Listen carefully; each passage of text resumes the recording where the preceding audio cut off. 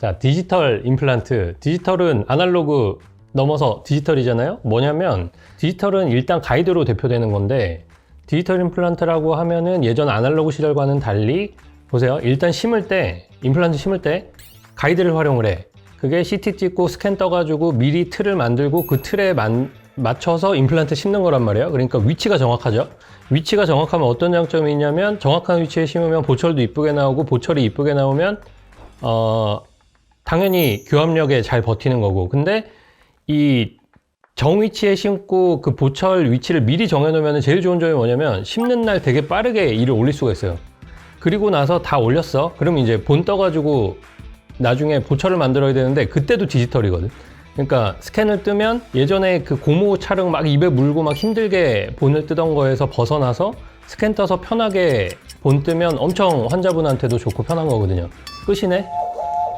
충격적이다 이거. 너무한 거 아니야? 뭐 얘기도 하기 전에 아이씨 대본 없이 하기 보통 일이 아니네 이거. 아, 네 해볼게 그래도.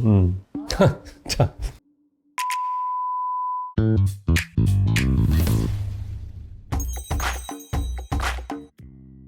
전악 임플란트는 당연히 전악이라는 거는 위아래 이가 하나도 없는 분한테 임플란트라 하는 걸 얘기를 하는데, 이게 사실 꽤 어렵습니다. 아까 디지털 임플란트 잠깐 나왔는데, 디지털 임플란트 활용하면 좀 쉬워지고요. 전악 임플란트의 핵심은 몇 개의 임플란트를 심느냐는 사실 거의 정해져 있어요. 뭐 좀 점프할 곳은 점프 뛰고, 반드시 필요한 곳은 또 심고, 그래서 전악 임플란트를 하고, 위아래 심는데 아래는 턱이 좀 그래도 뼈가 강하니까 임시치아를 빨리 올릴 수 있고, 위에는 이제 틀니를 쓰다가 이제 임시치아로 바꾸면서 교합을 잡는데, 임시치아는 반드시 필요합니다. 임시치아 안 하고 전악 임플란트를 완성하는 치과도 있다 하더라고. 근데 진짜 그거 한 방에 교합 잡는 분 있으면 제가 평생에 스승으로 모셔야지. 되게 어려운 거고요. 말이 안 돼요. 그래서 임시치아 꼭 반드시 필요하고, 임시치아로 뼈 적응시키고 교합 적응하고 턱관절 적응시켜서 한 두세 달 쓴 다음에 이제 최종 올리면 끝나죠. 이 과정에서도 디지털 임플란트가 반드시 필요하고, 전악 임플란트의 핵심은 이제 이가 하나도 없는 분들이 형은 지나는데 꼭 필요한 얘기니까 제일 핵심은 교합을 다시 잡는 거야. 이쁜 거는 사실 전악 임플란트는 두 번째야. 왜냐면 완전 이쁘게 나오려면 뼈가 멀쩡해야 되는데 그건 쉽지 않거든. 뼈가 보통 굉장히 많이 망가져 있거나 틀니를 오래 써서 흡수된 분들이 많기 때문에, 그래서 전악 임플란트는 많이 해본 사람한테 가는 게 더 좋긴 하겠죠. 근데 제일 핵심은 좋은 위치에 잘 심고 임시치아를 통해서 교합을 잡는다. 이렇게 아시면 돼요. 이거 할 얘기가 너무 많은데 1분만 이거 어떻게 하라는 거야. 말이 되는 소리 해야지. 아 진짜. 발치 즉시 임플란트는 많은 분들이 오해하시는 게, 뭐 병원이 수익 내려고 막 오자마자 막 바로 빼고 막 바로 신고 이런 거 아니에요. 이게 절대 아니고요. 발즉 식립이 오히려 지연 식립보다 더 좋은 결과를 낼 때가 굉장히 많습니다. 요새 뭐 또 현대인 되게 바쁘잖아요. 그냥 바로바로 하고 갖고 싶은데 하면 더 좋지. 근데 이게 더 장점이 있다면 안 할 이유가 없잖아. 여러분, 이 빼고 한참 기다리면 어떤 현상이 생기냐면 퇴축이 생겨요. 잇몸도 쪼그라들고 뼈도 쪼그라들고. 그래서 뭐 6, 7개월 지나버리면 나중에 뭐 연조직 이식이나 아니면 뼈 이식은 당연히 필요하고, 컨투어 GBR이나 뭐 이상한 것들을 많이 해야 될 필요가 오히려 더 증가할 수도 있어요. 근데 이 빼고 바로 심는 게 가능하다면, 못하는 경우도 있지 당연히. 아래쪽에 신경이 너무 가깝게 뼈가 다 녹았어. 아니면 위쪽에 뭐 상악동이 완전 뚫렸어. 그럼 못 심지. 근데 그런 경우가 아니라면 발치 식립을 해서 임플란트 고정을 얻을 수 있다면 주변 뼈에 개 필링하고 잘 채워넣고, 연조직 이식 필요하면 연조직 이식하고 하면 훨씬 더 좋은 결과를 낼 수 있습니다.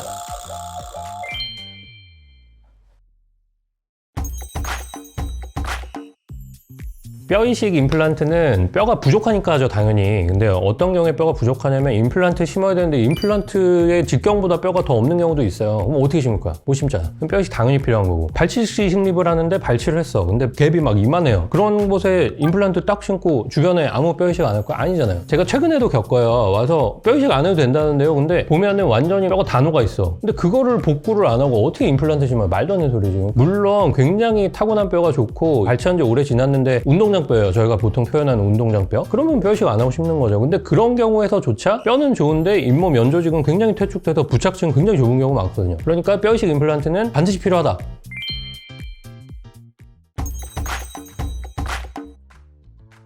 무절개 임플란트는 이거 제 전문이지. 제가 진짜 오랜 기간 무절개를 어떻게 하면 이걸 무절개로 할 수 있을까 진짜 많이 고민을 했고, 그래서 꽤나 안 좋은 케이스, 연조직도 퇴축돼 있고 뼈도 좁고 이런 거를 어떻게 각도 좋게 심어서 잘할까 이런 거 많이 고민했고, 무절개 임플란트에 최적화된 임플란트가 제가 주력으로 하고 있는 IBS사의 매직코어라는 임플란트인데, 그 매직코어 임플란트 제가 연자기도 하죠 사실. 그 임플란트가 특징이 뭐냐면 그 몸통이 작아요. 몸통이 작으니까 그만큼 좁은 뼈에 잘 유리하게 심을 수 있단 말이에요. 그런 장점이 있는 거죠, 아주 쉽게 얘기하면. 무절개 임플란트의 핵심은 일단 CT 분석, 디지털 임플란트가 반드시 수반이 돼야 된다. 그리고 뭐 가이드 쓰면 좋고, 저는 핀 가이드를 쓰니까 좀 더 직접적인 가이드가 될 수 있고, 무슨 얘기인지 모르시는 분은 제가 예전에 찍은 동영상 보시면 됩니다.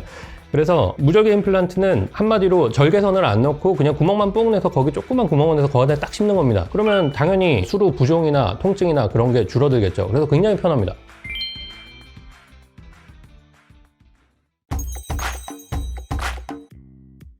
임플란트를 여러 개 심으면 당연히 좋죠. 근데 안 되는 경우가 있어. 언제냐면 하악 부치부에 뒤에 심는데 뒤로 갈수록 이 신경관이랑 거리가 가까워지거든요. 특히 틀니 오래 쓰신 분들은 완전히 거기 다 주저앉아 있어. 제가 심지어 어떤 경우도 봤냐면 신경이 뼈 위에 있어요. 잇몸 건드리면 신경이야. 잇몸 거기는 진짜 후달려서 마취하고 플랩도 못 열어요. 거기 인시전도 못 넣어. 왜냐면 신경 찢어먹을까봐. 그런 경우도 있단 말이에요. 그럼 거긴 손 못 대잖아. 그럼 앞쪽에 집중해서 심어야겠죠. 그게 아래쪽은 일단 4개는 기본으로 심고 그거를 뒤로 날개를 펼친단 말이에요. 물론 날개를 펼칠 때 한없이 뒤로 밀을 수는 없어. 왜냐면 부러지니까. 어느 정도 이 거리에서 어느 정도 허용되는 수치 안에서 잡아가지고 식립 개수에 비례해서 뒤로 넓혀가는 거죠. 위쪽 경우에는 뒤쪽에 사이너스라는 공간이 있어서 굉장히 한계가 있는데, 사실 위쪽은 상악동 거상술을 하면 무조건 심을 수는 있어요. 그래서 좀 적용이 제한적인데, 그럼에도 불구하고 위쪽도 오론엑스 몇 개 심어가지고 뒤로 연장하는 게 가능하긴 합니다. 이게 오론엑스.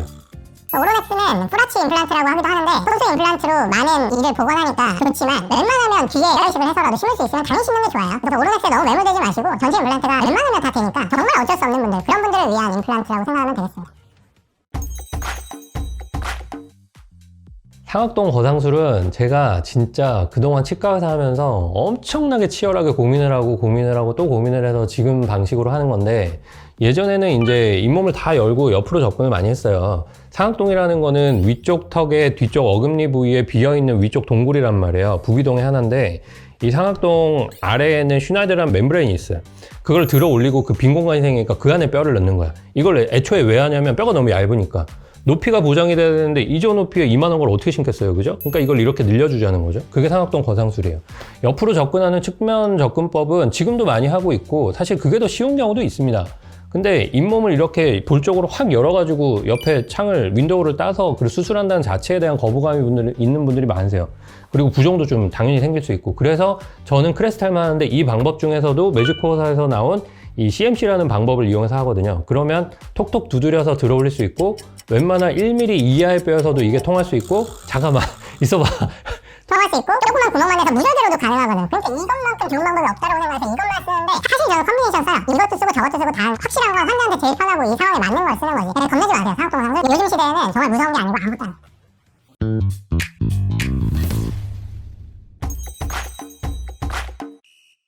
자, 미리네이트는 0.1 치과만의 라미네이트 비니어의 이름입니다. 저희가 이제 뭐 이름 특허도 가지고 있는데, 이제 미리네이트는 미리 내 모습을 본다는 아주 큰 의미가 있고, 부가적으로는 1mm, 0.1mm까지 재현할 수 있다라는 부가적 의미가 있습니다. 그래서 보통 얘기하는 라미네이트는 요새 뭐 관심 많잖아요. 무삭제 라미네이트인데, 사실 무삭제 라미네이트를 할 수 있는 경우는 잘 없어요.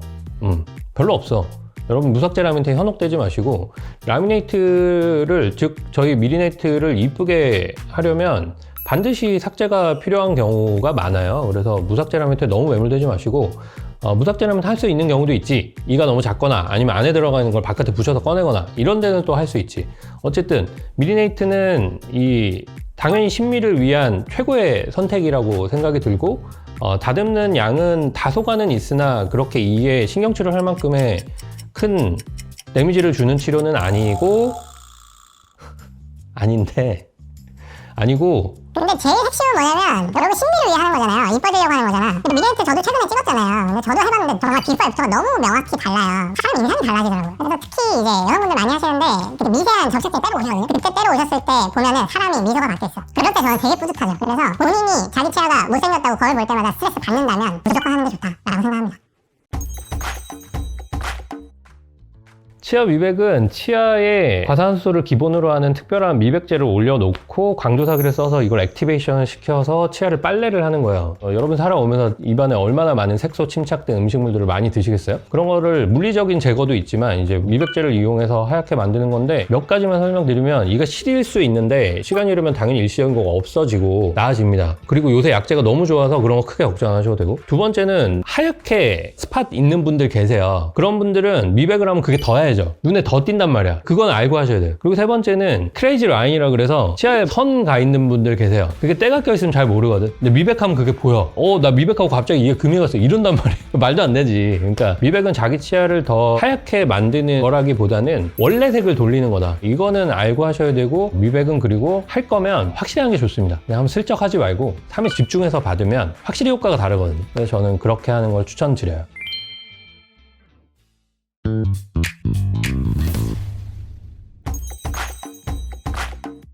자, 사랑니 발치. 뭐 안 하시는 선생님들도 많겠지만 원장님들도 저는 하거든요. 근데 사랑니 발치는 언제 빼야 되느냐? 사실 어릴 때 뺄수록 좋습니다. 왜냐면 뼈가 탄력이 있어가지고 제가 좀 편해요. 제가 편하면 환자분도 편한 거거든요. 빨리 나와. 그러니까 어릴 때 빼면 좋고, 그리고 아프면 빼야죠. 아프면 빼야 되고. 근데 그건 있어요. 사랑니가 제대로 나는데 잇몸을 통과해서 나는 이 과정 중에는 좀 아프거든요. 그거를 극복을 해서 좀 참고, 아니면 잇몸 조정을 해가지고 이제 좀 잇몸을 깨끗하게 레이저로 정리를 해준다든가, 그러면 이게 이렇게 나오면 그때부터 안 아파요. 그러니까 그 시기는 이제 치과 가서 이게 어떤 시기인지 확인해 보는 게 좋겠죠.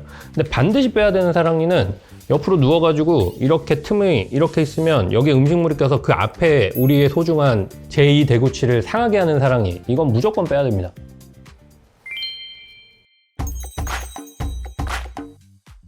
매복 사랑니는 완전히 매복돼 있는 건데, 부분 매복이 있고 완전 매복이 있을 수는 있어요. 근데 매복 사랑니 빼기가 어렵지. 왜? 누워있기도 하고 뭐 바로 서 있기도 한데 뼈 안에 있으니까. 그러면 잇몸을 일단 열고 뼈가 있잖아. 그럼 뼈도 쳐야죠. 그래야 나오지. 근데 여기서 뼈만 왕창 치면 쉽게 나올 수는 있죠. 근데 여러분 뼈 치면은 엄청 붓고 꽤나 아파요. 그리고 그 뼈가 다시 재생되는데 얼마나 오래 걸리겠어. 그래서 저는 어떻게 하냐면 어떻게든 이만 깎아가지고 어떻게 각도 잡아가지고 분리시켜가지고 빼려고 노력을 하거든요. 그래서 잇몸 여는 거는 어쩔 수 없는 경우가 되게 많고, 잇몸 제대로 열고 필요한 부분만 딱 뼈치고, 사랑니 누워있는 거 조각 내가지고 얘 머리 빼고, 얘가 이제 드디어 나올 수 있는 공간이 생기니까 얘가 이렇게 나오고, 그걸 또 조각을 내가지고 이쪽 빼고 저쪽 빼고 하는 룰이 있단 말이에요. 그래서 이게 사실 경험적으로 익숙해지면 굉장히 빠르게 매복 사랑니도 뺄 수 있습니다. 그래서 빠르게 빼는 것도 여러분 트라우마를 줄일 수 있는 방법이고, 이 모든 것들은 빼는 사람의 역량이고 경험이다. 그래서 뭐 잘 빼드릴게요.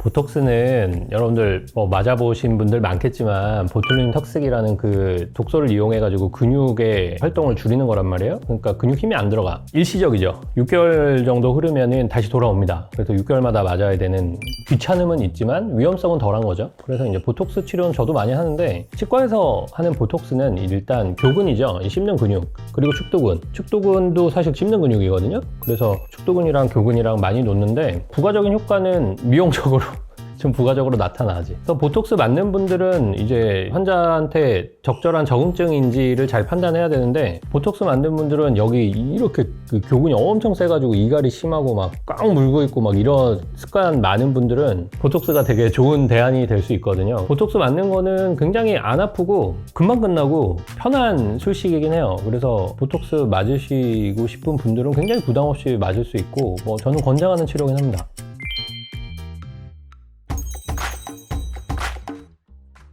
스플린트는 기본적으로 관절 문제가 있어서 이분은 이대로 주면은 분명히 계속 안 좋아진다라는 확신이 들고, 디스크 쪽에 이상이 있고 턱 관절 내장증이나 움직임에 뭔가 이상이 있다, 딱딱 소리가 나면서 뭐 희한하다 뭐 이러면은 영구적으로 좀 잡아줘야 되거든. 그러면 스플린트라는 장치를 만들어서 끼게 됩니다. 스플린트 장치를 하면 일단은 턱 관절은 무조건 편해집니다. 아니 힘이 안 가는데 어떻게 안 편해지겠어. 무조건 편해지고 확실히 나아지긴 하거든요. 근데 이제 귀찮다고 안 끼는 분도 많으시고, 입안에 뭐 있으면 스트레스 받아가지고 주무실 때 빼는 분도 많이 계시거든요. 그런 분들은 이제 못 끼지. 그래서 이갈이 방지 장치든 스플린트든 껴야 되는데 그 상황에서 항상 환자분한테 여쭤보는 게 입안에 이만한 장치 끼고 주무실 수 있으세요? 라고 물어보거든요. 근데 본인이 알아. 나는 뭐 그냥 눈 감으면 자니까 괜찮아요 하는 분도 계시고, 나 엄청 예민한데 좀 고민되는데, 이런 분들은 제가 일단은 제작 안 해요. 비싼 돈 주고 제작해가지고 못 끼면 안 되잖아요. 그래서 자기가 좀 무던하고 턱관절이 아프고 그러면 끼셔도 되는데, 엄청 예민한 분들은 좀 생각해 보셔야 돼요.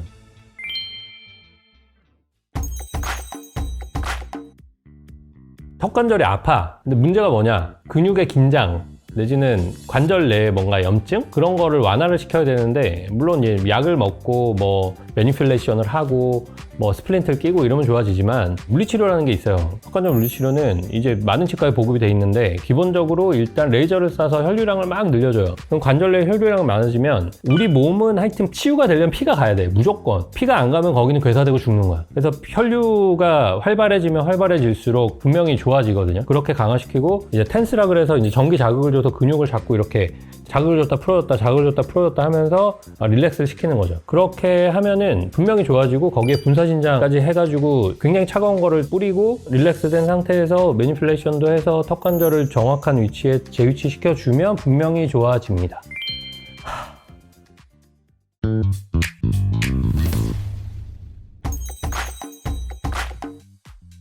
크라운 치료는 치아가 있으면 전체를 다 뒤집어 씌우는 건데, 당연히 삭제량이 있을 수밖에 없고 굉장히 신중해야 됩니다. 치아의 일생을 보면 뭐 조금 썩어서 떼었다, 인레이 치료를 했다, 내지는 레진 빌드업을 했다, 그 이후에 또 강도가 유지가 안 된다, 이러면 이제 그때 크라운을 가는 거거든요. 그러니까 크라운은 어떻게 보면 임플란트 전에 할 수 있는 마지막 치료라고 보고 좀 신중하게 접근해야 돼요. 크라운이 왜 필요한지 알아요? 이게 단순히 신경치료한다고 이에 구멍을 내서 안에가 약해졌기 때문이 아니에요. 신경치료를 하면 이에 개구반사가 준다고.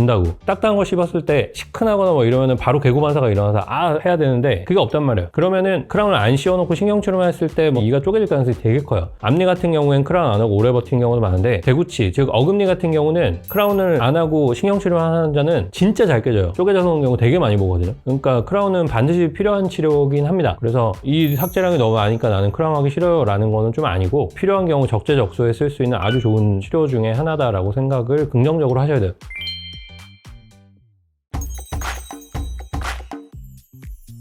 인레이에 대해서 요새 말이 많아요. 인레이를 하느니 레진으로 빌드업 하겠다. 뭐 좋은 치료고 그것도 일면 맞아요. 맞는데 인레이가 그렇다고 해서 아예 없어져야 될 치료는 절대 아닙니다. 왜냐면 옆면을 형성하는 데 있어서 레진을 빌드업 아무리 잘하고 아무리 컨택 뭐 특별한 팔로덴트 뭐 이런 기구를 써가지고 잘 맞춰도 사실 인레이로 매끈하게 맞추는 거에 비할 바는 아니라고 생각은 하거든요. 예를 들면 컨택이 좀 살아있는데 옆면이 썩었어. 이거는 인레이를 파기엔 너무 아까워. 그러면 레진 해야지 당연히. 이미 막 다 망가지고 막 이랬는데 레진을 빌드업 해가지고 막 억지로 이렇게 쌓아 올리는 것도 정말 잘 해놓으면 괜찮아. 레진 빌드업은 의사 술자의 실력의 문제고, 정성을 얼마나 들이냐에 따라 완전 퀄리티가 달라지기 때문에 레진은 사실 굉장히 좋은 재료고 좋죠. 근데 인레이가 필요한 부분도 반드시 있습니다. 인레이를 해야 되면은 레진으로 필요한 것만 삭제하는 것보다 이제 삭제량이 많아지니까 좀 꺼려지는 면도 있습니다만, 치아 옆면에 2급 아동이 형성됐을 때 레진으로 대체할 수는 있지만 그래도 인레이만의 장점이 명확히 있기 때문에 인레이를 포기할 수는 없다.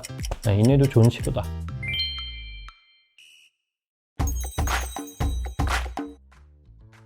깨지거나 뭔가 썩어가지고 이가 상당량이 많이 없어졌어. 그러면은 크라운을 했을 때 부러질 수 있잖아요. 조금이라도 보강하기 위해서 하는 게 포스트거든요. 막대기 하나를 뿌리 쪽에 박아 넣어서 그 위에 쌓아 올려가지고 유지를 조금이라도 더 얻는 거죠. 근데 이 포스트가 포스트 힘만으로 버틴다고 생각하면 무조건 부러져요. 포스트는 절대 그러면 안 되고, 포스트는 포스트대로 박되 하방에 자기 치아가 분명히 있어야 돼. 안쪽에는 쌓아 올린 포스트의 지지를 얻고, 하방에서는 남은 나의 치아를 어느 정도 2mm 이상은 잡아줘야 이게 유지가 돼요. 그게 아니라 그냥 완전 밑둥만 남았는데 포스트 받고 거기 쌓아 올려가지고 그것만 씌웠다? 그럼 땡강 부러지지. 잘 해야 돼요, 그것도. 그래서 만의 의미는 있고 좋은 치료지만 분명히 페루를 얻는 나의 치아의 지지를 같이 얻어야 된다. 완전히 그냥 땡강 부러진 경우는 CLP라 그래서 치건 확장술, 그러니까 그 2mm를 확보하기 위해서 얘를 땡길 수 있잖아. 그럼 교정적 정출술, 교정으로 땡기는 거야. 그럼 얘가 올라오고, 아니면 잇몸을 내려야지. 잇몸을 자르는 잇몸 성형술. 근데 잇몸을 잘랐더니 뼈가 나오네? 그럼 뼈까지 쳐야죠. 그래서 치조골 성형술, 이런 게 다 포함된 술식이라고 보시면 됩니다.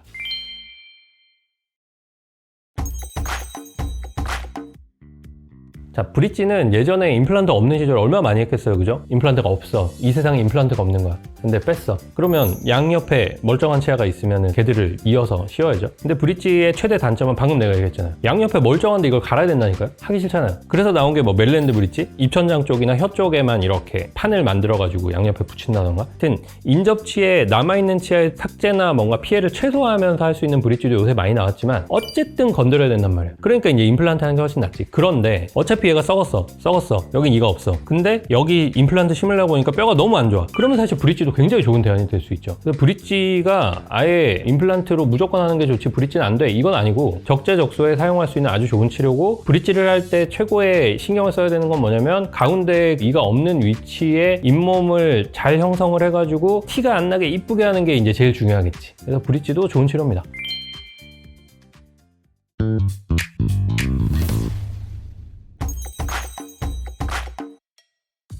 여러분, 신경치료가 신경을 죽인다 알고 있지만, 자, 죽이는 게 아니라 제거하는 거예요. 정확히 말하면 신경치료는 여러분이 썩었어, 아니면은 신경에 염증이 생겼어, 그래서 뜨거운 물에도 아파, 내진 시큰거려, 아니면 금이 살짝 갔어, 내부에 있는 신경이, 여러분 이 신경은 되게 좋은 거거든요 사실은. 왜냐면 아프다는 신호를 주는 것만으로도 굉장히 좋은 거예요. 근데 신경치료를 해놓으면 아픈 거 모르니까 이가 더 상할 때까지 모른단 말이야. 신경치료를 하는 거는 센터에 구멍을 내서 들어가서 신경관 있는 거 다 잡아내고 내부에 있는 신경 잔사들, 조직들 이런 걸 깨끗하게 제거를 하고, 왜냐면 걔들이 오염원이 될 수 있으니까 깨끗이 제거를 하고 소독한 다음에 거기 세균이 다시 들어오지 못하도록 완벽히 채워넣고, 그리고 위에 마무리하면 되는 거거든요. 그래서 이 신경치료라는 거는 반드시 필요한 치료고, 제일 중요한 거는 신경 잔사를 완벽히 잡아내는 거죠. 그렇게 해서 우리가 소독도 하고 뭐 희한한 거 많이 하거든요. 그런 과정을 다 하고, 근데 이게 여러분 주의하셔야 되는 게, 신경이라는 게 그 내가 잡아내는 그 신경관에만 신경이 있는 게 아니고 그물처럼 다 퍼져 있어요. 그러니까 신경치료 아무리 잘해도 통증이 남을 수도 있거든. 그러니까 잘해야죠 신경치료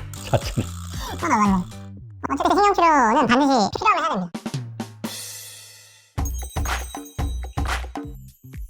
치근단 절제술은 예를 들면 신경치료를 내가 했어요. 근데 뿌리가 염증이 생겼어. 안 아파. 모른 채 있다가 어느 날 보니까 앞니에 여기 위쪽 코 쪽에 고름주머니가 잡히면서 잇몸이 볼로 올라와. 이게 뭐지 하고 치과 갔더니 이 뿌리 쪽 뼈가 다 녹았대. 그래서 어느 치과 가니까 빼래. 근데 어느 치과 가니까 재신경치료 하래. 어느 치과 가니까 치근단 절제술을 하래. 근데 이게 상황에 따라 다른데 되게 판단을 잘 해야 돼요. 치근단 절제술이 뭐냐면, 뿌리 끝 염증이 생겨가지고 뼈가 녹아가지고 막 고름 생기고 이럴 때 잇몸을 열고 들어가서 그 뿌리 끝 있는 쪽을, 왜냐면 염증을 일으키는 세균들이 현기성 세균이거든요. 현기성 세균은 공기를 싫어하니까 뿌리 쪽에 모인다고 생각하면 돼요. 그래서 뿌리 쪽에 모여있기 때문에 문제가 되는 게 보통 뿌리 끝 거기란 말이에요. 그래서 열고 들어가서 뿌리를 노출시킨 다음에 뿌리 끝을 탁 잘라내는 거야. 얘는 문제가 되니까 잘라내고 역충전을 해서 세균이 들어가지 못하도록 딱 하고, 거기 뼈 이식을 하거나 안 하거나 다시 닫는 거지. 그래서 되게 좋은 치료입니다. 여러분 치아를 살릴 수 있는 마지막 선택.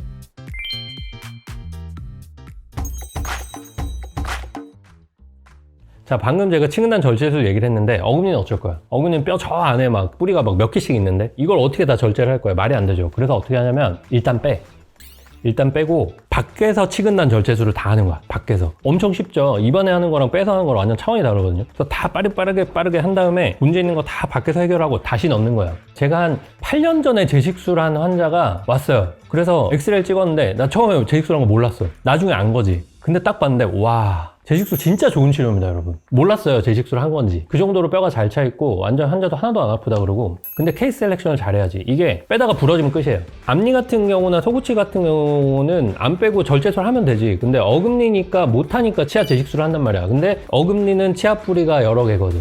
빼다가 부러질 가능성이 되게 크단 말이야. 그래서 전처치도 하고 빼다가 안 부러지려고 엄청 고생하고, 발치 기술도 필요하고, 일반적인 발치는 부러지면 그냥 뿌리만 빼면 되는데 부러지면 절대 안 되니까 엄청 오래 걸리고. 그래서 사실 발치가 전부예요, 치아 재식술은. 근데 발치하기 딱 봐도 쉽지도 않은데 이건 말도 안 된다, 빼다가 부러질 것 같다 하면 사실 그냥 임플란트 쪽으로 생각하는 경우도 많죠. 그래서 하면 되게 좋은 치료인데 제한 사항이 좀 많다, 이렇게 생각하시면 되겠습니다. 레진은 치과의사 입장에서는 신이 주신 선물이에요. 안 되는 게 없어. 다 할 수 있거든요. 여러분 뭐 치아가 깨졌어, 그럼 레진을 붙이면 되지. 뭐 썩었어, 레진으로 때우면 되지. 뭐 색깔이 안 이뻐, 그럼 싹 갈아내고 레진으로 싹 붙이면 되지. 요새 뭐 바이오클리어 뭐 이래서 좋은 것도 많이 나와 있거든요. 그리고 뭐 블랙 트라이앵글이 생겼어, 뭐 그럼 레진으로 때워주면 되지. 뭐 다이아스테마, 뭐 앞니가 벌어졌어, 레진 떼우면 되지. 정말 좋은 치료거든요. 너무 신이 주신 선물 같은 그런 재료인데, 예전에 레진 없을 때 치과 치료를 어떻게 했나 싶어요. 근데 레진은 정말 좋은 재료죠. 근데 한계는 있다. 정말 완벽하게 폴리싱하고 잘 해놓고 하면은 그런 경우가 없는 경우도 있고, 어금니 같은 경우에 충치 있어서 그냥 교환면 떼우는 경우는 굉장히 오래 가기도 하고. 그런데 앞니 심리 치료를 위한 레진을 해놓으면 굉장히 오랜 시간이 흐르면 변색이 좀 될 수도 있습니다. 그게 좀 한계점인데 레진 치료는 정말 좋은 치료고 웬만한 경우는 레진 다 할 수 있어요. 오늘 몇 개 했나요? 몇 개 주제 했나요? 굉장히 좀 재밌게 해봤는데요. 수박 겉핥기식도 그렇게 느낀 분도 계시겠지만 좀 재미를 위해서 좀 해봤고, 간단하게라도 나한테 무엇이 맞는지 알고 치료를 하는 거랑 모르고 치료하는 건 천지 차이니까. 그래서 여러분들 그런 경우 있으면은 구독과 좋아요 해주시면 감사하고, 저 이거 처음 해봤어요. 저도 앞으로 유튜브 찍을 때 조금 더 여러분들한테 유용한 정보랑 도움을 드리고자 더 노력하겠습니다. 환자분들께 유익한 영상으로 앞으로 더 잘 준비해서 또 찾아뵙겠습니다. 지금까지 서울 영점의 치과 대표원장 길대현이었습니다. 감사합니다.